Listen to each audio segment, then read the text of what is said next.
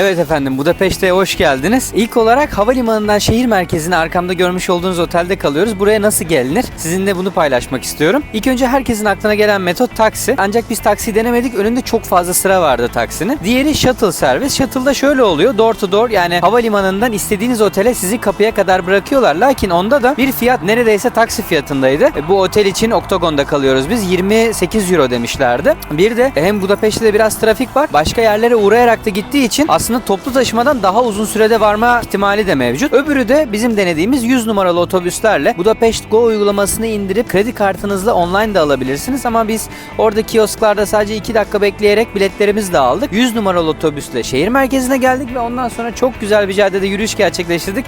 Şimdi otelimize giriş yaptık. Otel hakkındaki yorumlarımı aynı Viyana videosunda olduğu gibi videonun en sonunda belirteceğim. Çünkü sonuçta 2 gece kalacağız. Oteli bir deneyimleyeyim, göreyim. Ondan sonra sizinle oda ve otel hakkında görüşlerimi paylaşacağım. Unutmayın, bu tarz videoların devamı için kanala abone olmanız, yorum yapmanız, sorularınızı bana yorumlarda belirtmeniz çok önemli. Bütün yorumlarınıza cevap vermeye çalışacağım. Hadi gelin Budapeşte'yi beraber gezelim.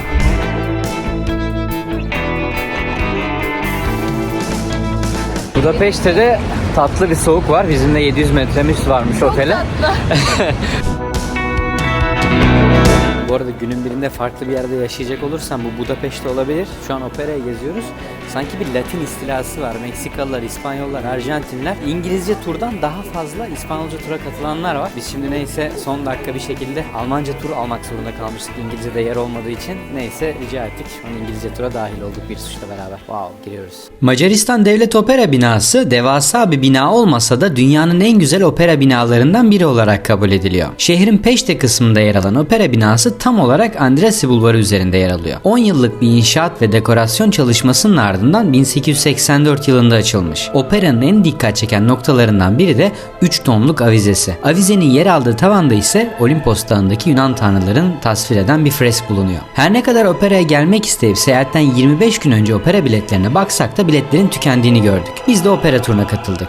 Ancak ona da rağbet fazla olduğu için turu bile birkaç gün önceden almalısınız. Turun sonunda operaya katılamayanlar içinse güzel bir teselli sürprizi vardı.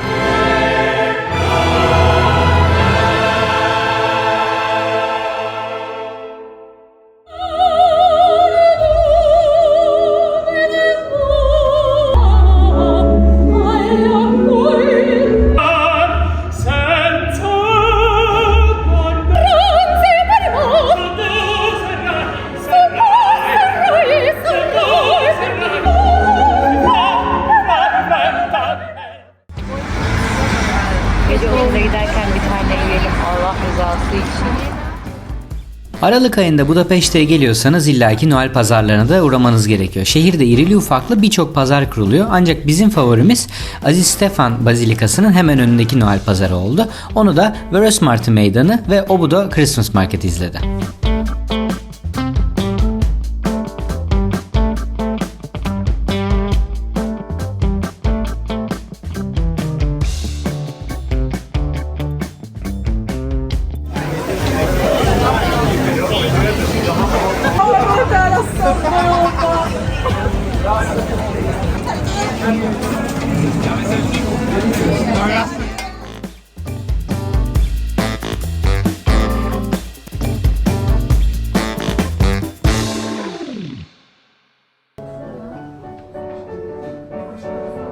Budapeşte'deki ilk akşam yemeğimizi sanki Macar bir babaannenin evine konuk oluyormuşçasına dekorasyona sahip Retek Bistro'da aldık.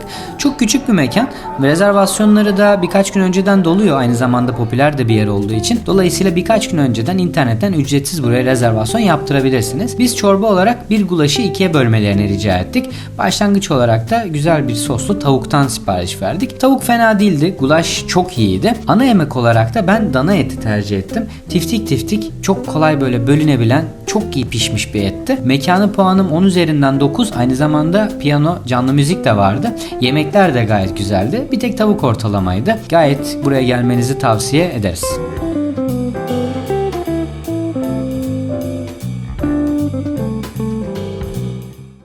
Budapeşte'den günaydınlar. Bugün bizim ikinci günümüz. Türkiye'deki saat farkı dolayısıyla da biz burada güne bayağı erken başladık. İlk başta gitmek istediğimiz bir kahvaltıcı vardı. Adını şimdi ekranda belirteceğim. Orada çok fazla sıra olduğu için ve rezervasyon da almadıkları için biz hemen karşısındaki Blueberry'ye gittik. Güzel bir yerde. Yerel bir mutfağı olmasa da çok güzel bir ek benedik ve croque madame yedikten sonra yine Christmas marketları dolanmaya başladık. Sonrasında saat 11'de free walking turumuz vardı ama onun öncesinde Christmas markette dün akşam gidip yiyemediğimiz, çünkü çok fazla yemek yemiştik, chimney kek, bu baca şeklinde Macarların keklerinden, tatlarından yedik. Bana kalırsa tadı her ne kadar güzel olsa da 2 kişiye bile fazla gelen bir porsiyonu var. Hani mutlaka tavsiye ediyorum. Hem kokusu inanılmaz. Zaten öyle bir kokuyu içinize çektikten sonra hani ilginiz olmasa bile böyle bir sipariş edesiniz geliyor.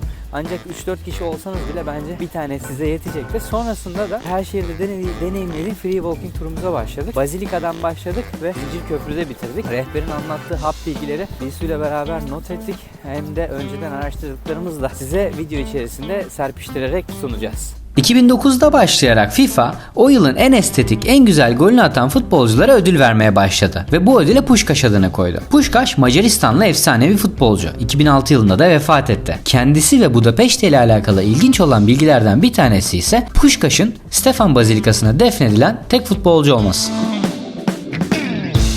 Şişman Polis heykeli, Aziz Stefan Bazilikası'nın yakınlarındaki popüler cazibe merkezlerinden bir tanesi. Kendisine Karl amca deniyor. 1987'den beri burada. Yerel batıl inanışa göre göbeğine veya bıyığına dokununca şans getirildiğine inanılıyor. Özgürlük Meydanı'nda küçük bir bronz heykel var. Kurbağa Kermit. Bu arada bu tarz küçük bronz heykellere Budapeşte'nin farklı meydan ve parklarında da rast gelebilirsiniz.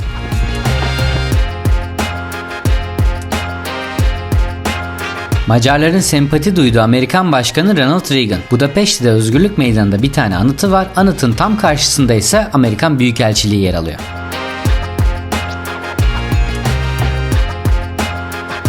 Budapeşte Parlamento Binası. Budapeşte 1873 yılında Buda, Obuda ve Peşte olmak üzere 3 şehirden birleştiriliyor. 7 yıl sonra ulusun egemenliğini ifade eden yeni temsili bir parlamento binası kuruluyor. Parlamento binası Peşte tarafında, Tuna'ya ve yani Buda tarafına bakıyor. Yapımında yaklaşık 100.000 kişi çalışıyor ve bu süreçte 40 milyon tuğla, yarım milyon değerli taş ve 40 kilogram altın kullanılıyor.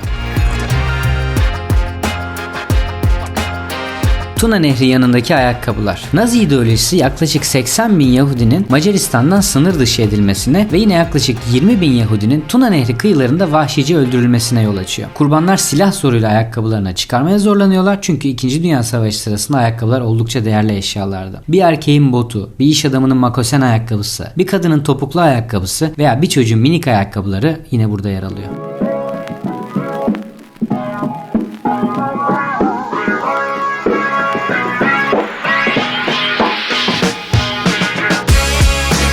Bazilika'nın yanındaki Christmas Market'a tekrar geldik. Yani şöyle, konu gereğince tabii bu marketlerde bir sıcak şarap bir de sokak yemeğini yenmesi lazım. Lezzet olarak çok büyük bir beklentimiz yoktu ama güzel bir sosisli yedik. Beğendin mi paşam sen? Çok beğendim. Biraz acıydı. Evet. Öyle yani, güzeldi.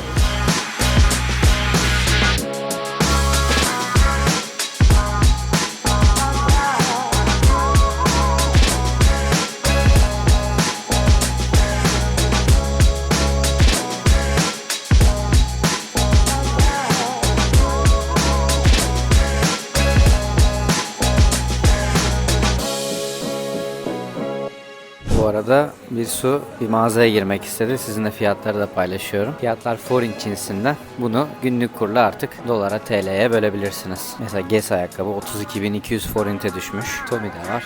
Macaristan tax free olan ülkelerden bir tanesi. Biz de burada yaptığımız bir alışverişin tax free nakit iadesini havalimanında alarak alışverişi İstanbul'da, Türkiye'de yapmaktan oldukça daha ucuza getirdik. Girdiğimiz mağazayı beğendim. Ben Dr. Martens ve Ag bakmak için girdim aslında. Çok fazla alternatif yoktu. Olan alternatiflerin fiyatı da Türkiye'ye göre gerçekten avantajlı görünüyordu. Şimdi de Kos'a gidiyoruz. Hadi gel bakalım.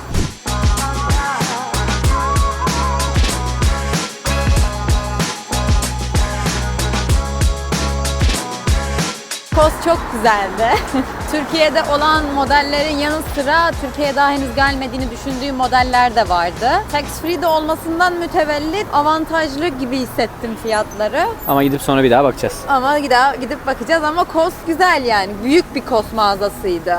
Budapeşte de toplu ulaşım çok rahat. Biz her ne kadar gideceğimiz çoğu yere yürüyerek gitsek de bazen metro kullandık, bazen de otobüse bindik. Öncelikle metroya binerken yüzlerce merdiven aşağı inmenize gerek kalmıyor. 15-20 merdivenden sonra yerin sadece bir kat altında metroya ulaşabiliyorsunuz. Otobüs için de şehrin birçok noktasına farklı hatlar gidebiliyor. Otobüs ve metro biletini almak için Budapest Go isimli uygulamayı indirirseniz rahat edersiniz. Ancak birçok kullanıcı Budapest Go'nun farklı ülkelerden, yani şu an Türkiye'den indiremeyeceğinizi söylüyor. Budapeşte ilk gittiğinizde belki ilk yapmanız gerekenlerden bir tanesi Budapest Go'yu indirmek olabilir. Biletinizi uygulama üzerinden aldıktan sonra istediğiniz hatta aktive edebiliyorsunuz. Örneğin tek yön geçerli bir bilet alıp isterseniz tam kullanmadan önce aktive ederek onu bir otobüste veya metroda kullanabilirsiniz. Havalimanına gitmek için normal biletin dışında havalimanı bileti almanız gerekli.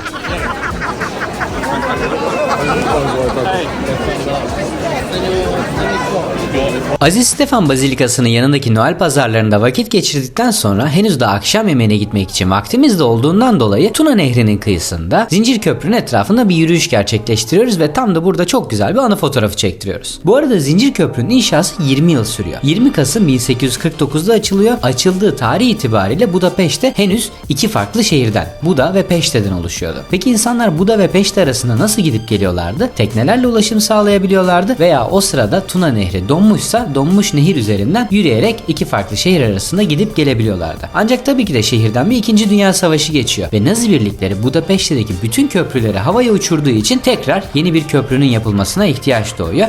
Bu sebeple ilk köprünün inşasından tam 100 yıl sonra 1949'da şu an gördüğümüz Zincir Köprü hizmete açılıyor.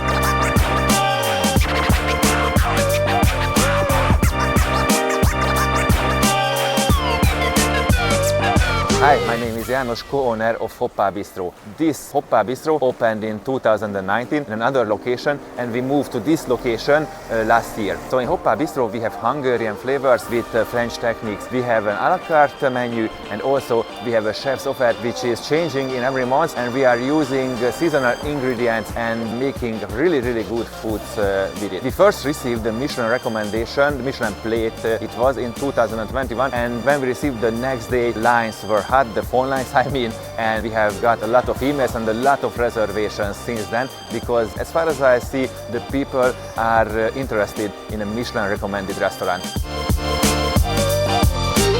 Budapeşte'ye gelen herkesin uğradığı bir yer var. Tabii siz de gelmeden bütün bloglarda karşınıza çıkmıştır New York Cafe. Ben henüz Budapeşte'ye daha önce gelmediğim için böyle bir merakım vardı girmek üzerine ama aşırı da yoktu. Sırayı görünce vazgeçtik. Şimdi ruin barlardan bir tanesine gidiyoruz. Birisi daha önce gitmişti buraya. Onun yorumlarını birazdan size aktarırız. Bu arada küçük bir ekleme yapmak istiyorum. Biz normalde New York Cafe'de bir akşam yemeği de yiyecektik. Akşam yemeği için online rezervasyon alıyor. Onun rezervasyonu yapmıştım ama hani böyle sabah erkenden bir kahve içmeye, kahvaltıya gideriz demiştik. Eğer yer bulursak ve çok fazla sıra olmazsa, hem sıra var hem de bir de kar yağınca biz beklememe kararı aldık. Sırtımızı New York Cafe'ye verdik. Karşıdaki sokaktan girdik. Ya 7. ya da 8.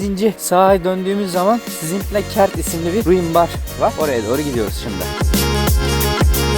Budapeşte'deki son günümüzde sabah kahvaltımızı Sirkus'ta yaptık. Oldukça popüler bir mekan. Rezervasyon da almıyor. Hal böyle olunca kar altında biraz kapıda sıra beklemek durumunda kaldık. Biz mekanı, lezzetleri genel olarak sevdik. Ancak tabii böyle bir mekanda kapıda sırada insanlar da beklerken birazcık insan üstünde baskı olmuş oluyor. Keşke biraz daha rahat bir ambiyansı olsaydı. Belki de pazar günü değil hafta arası gelmek buraya daha mantıklı olabilir ki tadını daha fazla çıkarın. Tavsiye ederiz.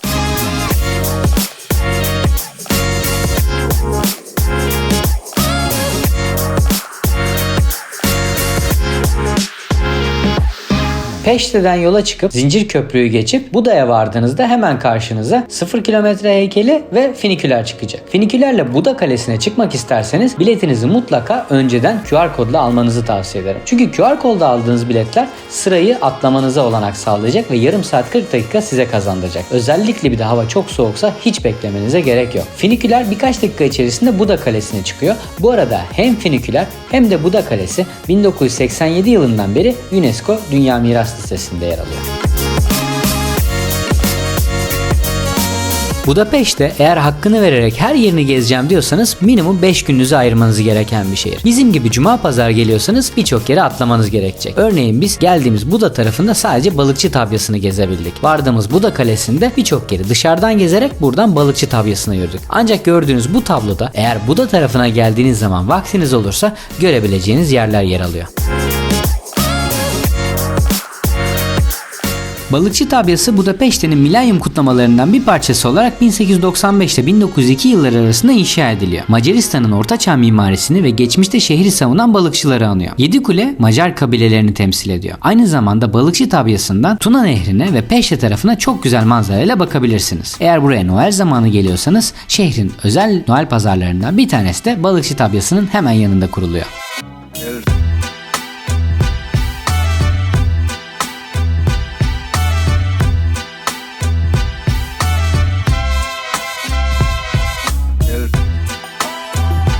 Budapeşte'nin kilometre sıfır referans noktası. Sembolik olarak ilk önce Kraliyet Sarayı'nın yakınına yerleştiriliyor. Ancak 1849 yılında Zincirli Köprü'nün tamamlanmasının ardından bugünkü yerine taşınıyor. 0 kilometreye referans eden bir anıtın yerinin değiştirilmesini ben mantıklı bulmadım bu arada.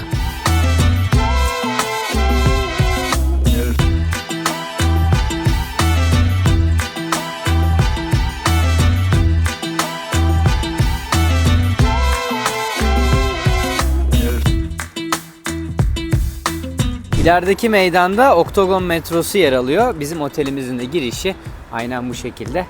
Heybetli bir yapısı var. Hadi gelin bir de otelin içine girelim.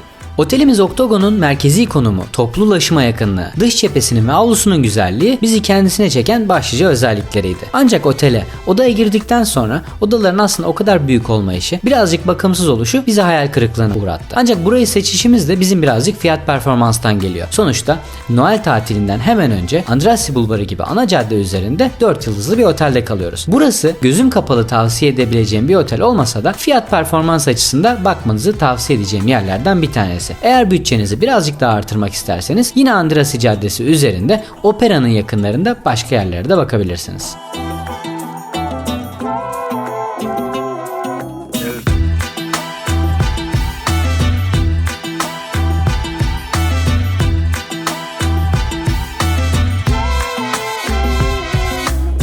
Deakferenk Meydanı'ndayız. Havalimanından geldiğimiz zaman yolun tam karşısında inmiştik.